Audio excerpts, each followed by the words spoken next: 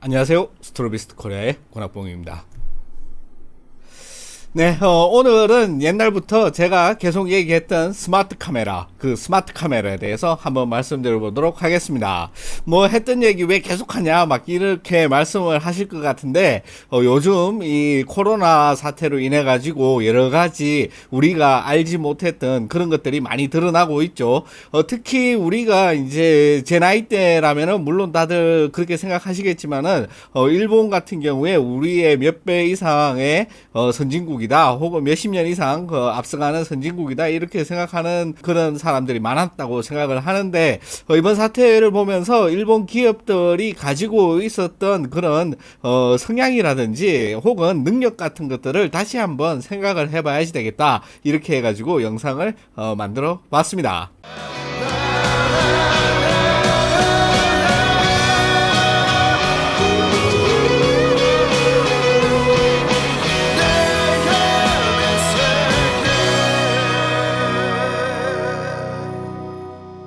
제가 말씀드리는 스마트 카메라란 뭐냐 이러면은, 카메라 회사들이 자체적으로 OS를 개발해서 자기네의 이제 그 OS를 가지고 자기네 앱 시장을 열겠다, 이런 것들이 아니에요. 그런 것들은 이제 꿈도 꿀 수도 없고, 기존에 많은 그런 어떤 스마트폰으로 진출을 하려고 하는 그런 OS 업체들이 많죠. 대표적으로 마이크로소프트 있죠. 완전히 망했지만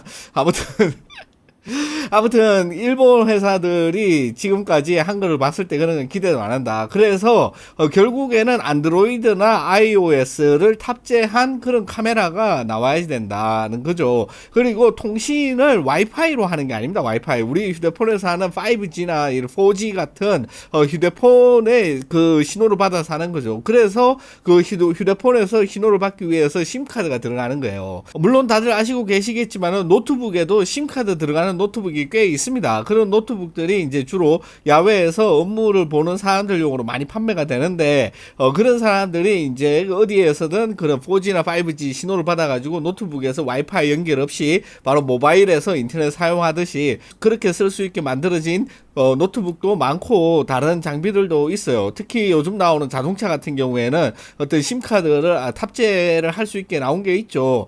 대표적으로 테슬라 자동차 같은 경우에는 아예 우리나라 통신회사랑 계약을 해가지고 아예 모바일 신호를 차량 내에서 자체적으로 자기가 받아서 인터넷을 연결하잖아요. 그것처럼 스마트 카메라라는 것 역시 독립적으로 뭐 와이파이에 다른데 어디 의지하는 게 아니고 독립적인 그런 그 모바일 디바이스가 돼야 된다. 그게 바로 제가 말씀드리는 스마트폰입니다.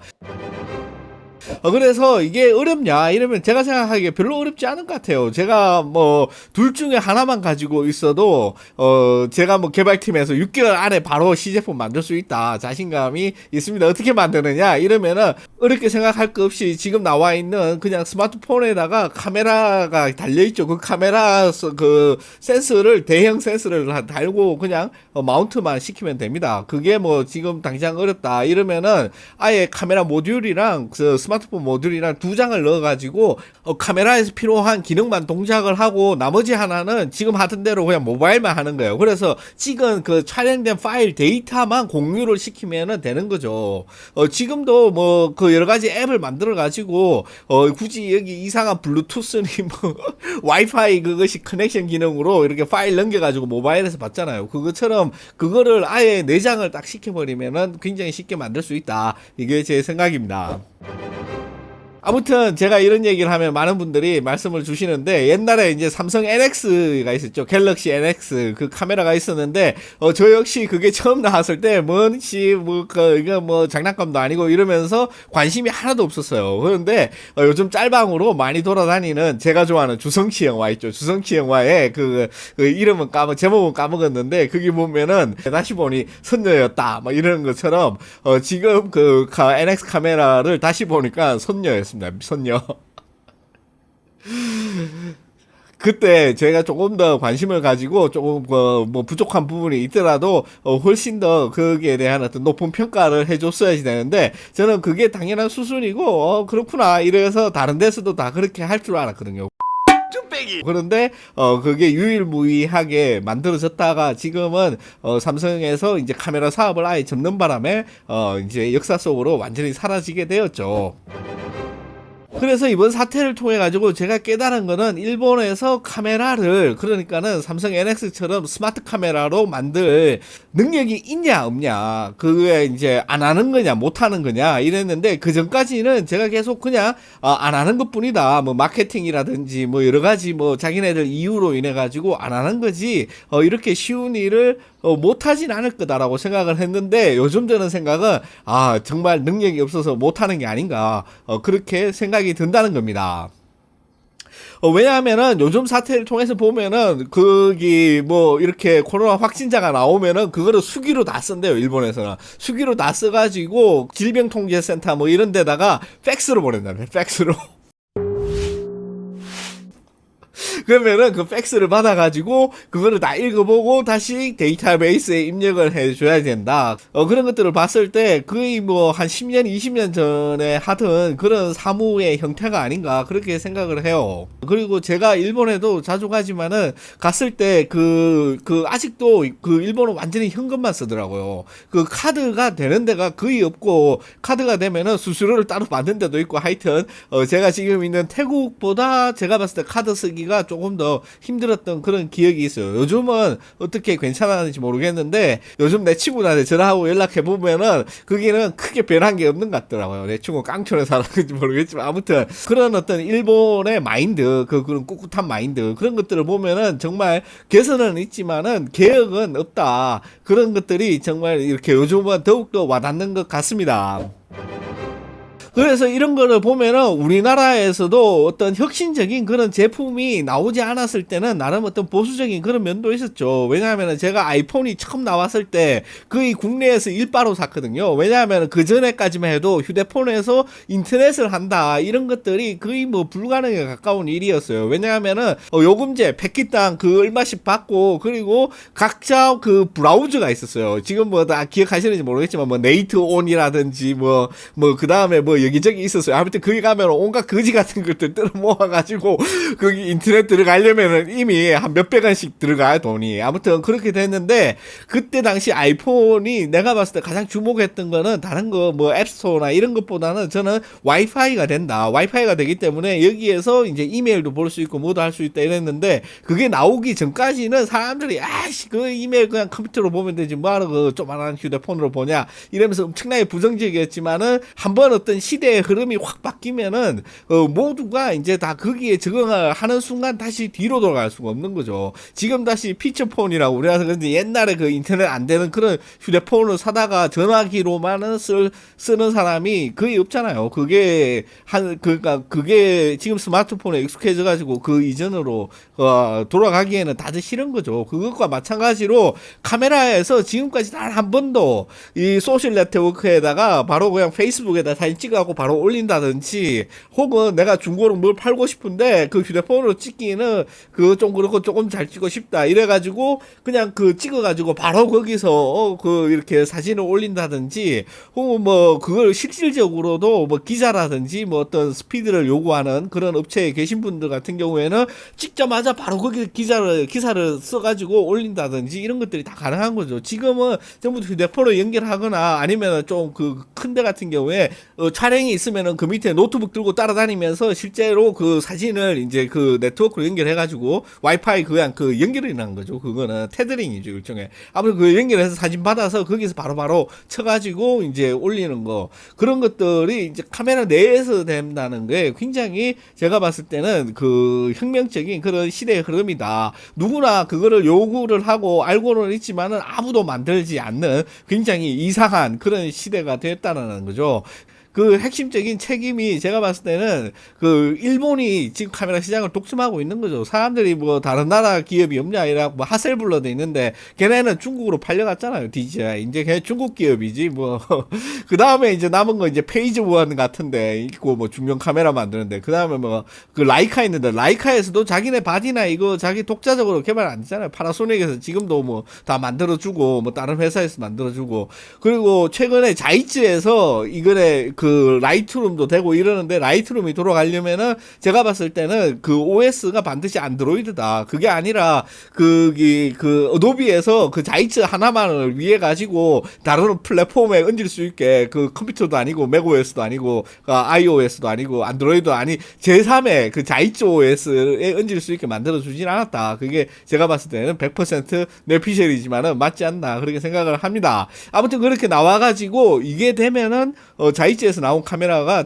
이게 되면 최초의 스마트 카메라가 되지 않을까 해가지고 관심이 많았어요. 그래서 제가 자이츠에 이메일도 보내가지고 만들면은 나한테 한 개 빨리 달라, 이거 내가 리뷰를 해주겠다 이러면서 몇 번 이메일로 연락을 했는데, 가장 최근에 받은 게 몇 달 전에 받았어요. 몇 달 전에 받았는데 이게 무기한 딜레이 됐고 이유는 알려줄 수 없다. 아무튼 그렇게 한 이메일을 받고 그 뒤로 연락이 없는 거 보면은 이 프로젝트가 그냥 취소가 됐는지 아니면은 뭐 딜레이가 됐는지 무슨 이유가 있는지 모르겠어요. 아무튼 이렇게 이 카메라에서만이 유독 거의 뭐 2000년 초반에 쓰는 그런 기분으로 이 카메라를 사용해야 된다. 이게 제가 봤을 때는 굉장히 시대의 흐름에 굉장히 뒤처진다.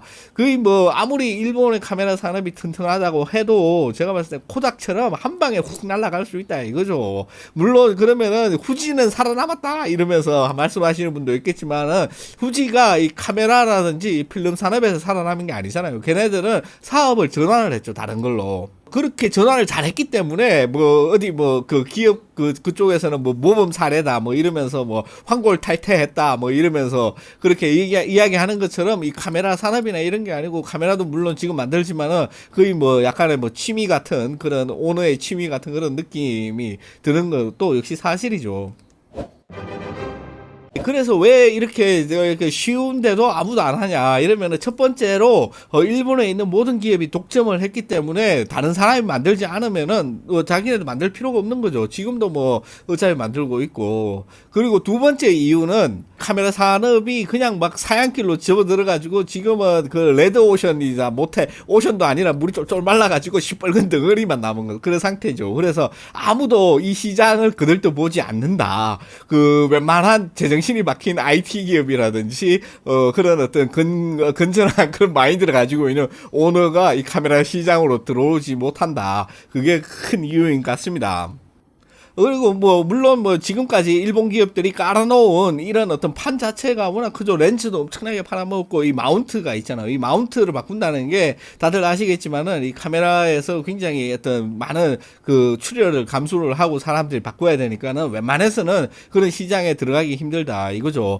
그리고 많은 분들이 일본의 어떤 과학 기술은 군사 기술과 거의 동급이기 때문에 아무한 다른 나라에 느끼지 않는다 이랬는데, 그거는 2차 세계대전 때는 맞는 말이에요. 맞는 말이지만은 제 생각에는 요즘에는 그 정도 과학 기술 같은 경우에는 이미 그 과학 그 기술이 끝났다 이거죠. 그러니까 렌즈 만드는 업체에서 하는 일은 어떤 렌즈의 화각대가 수요가 많은지 조사를 해가지고 이 렌즈를 어떻게 최저가로 만들어서 최고가로 팔 건가, 그거를 하는 거지. 이 뭐 어떤 새로운 어떤 그 발명이라든지 발견을 해가지고 어떤 뭐 지금 있는 현대 과학의 어떤 새로운 뭐 획을 긋겠다 이런 마인드는 전혀 없다고 봐요. 그 정도 과학 기술은 이미 끝났다 제가 봤을 때. 그러면은 미국의 거기 막 드론에 들어가는 그 있잖아요, 막 미사일 쏘는 드론, 거기 막 날아다니는데 그런 카메라 막 이런 거 막 아파치 헬기에 들어가 가지고 있는 그런 렌즈들, 그런 거 전부 다 일본에서 만들어야 되게 그런 거 아니잖아요. 지금은 이미 그런 물리학적인 어떤 컴퓨터 시뮬레이션으로 다 가능하기 때문에 그 지금의 싸움은 얼마나 저렴하게, 얼마나 많은 사람들이 요구하는, 얼마나 잘 팔리는, 얼마나 많이 남는 렌즈를 만드느냐, 그게 이제 핵심이지. 뭐 옛날 2차 세계대전처럼 뭐 거기 뭐 과학 기술 자체가 희귀했고 그거 자체가 굉장히 어떤 군사력과 밀접한 관계가 있다. 그게 첩보 영화에서처럼 이게 뭐 적국에 넘어가면은 이미 끝난다 이런 게 아니죠. 적국은 이미 다 알고 있어요. 다 알고 있고, 지금 어떤 군사 위성 이런 데 올라가는 렌즈라든지 뭐 과학 위성들 있잖아요. 그런데 카메라 렌즈라든지 이런 것들은 다른 어떤 렌즈 전문 제조업체에서 많이 만들죠. 지금 그 일본의 광학업체뿐만 아니라. 아무튼 지금 제가 제일 해보고 싶은 건 뭐냐 이러면은 모바일 그 휴대폰이 있잖아요. 휴대폰을 하나 사가지고 다 뜯어가지고 카메라 모듈이 따로 있잖아요. 이게 핀이 들어있어갖고 그 핀을 해석을 해가지고 DSLR에서 그 센서를 띄가지고 그걸 갖다가 휴대폰에 붙이면은 작동을 할까. 혹은 그게 아니라면은 그 옛날에 나온 삼성 NX 그 카메라들 있잖아요. 그걸 좀 사가지고 그걸 뜯어서 그 안에 있는 그 메인 기판이 옛날 그니까는 최신형 안드로이드 폰에서 그걸 빼가지고 그 카메라 모듈만 이렇게 붙이면은 작동을 하지 않을까. 그걸 꼭 한번 해보고 싶다. 이게 결론입니다. 쭈빼기. 될지 이게 어떤 핀에 대한 어떤 어떤 신호가 가는지 이게 호환이 될지 이런 것들을 제가 몰라가지고 엄두가 안 나서 그러는데 혹시 아시는 분이 있으면은 그런 것 좀 알려주시면은 제가 한번 해보도록 할게요.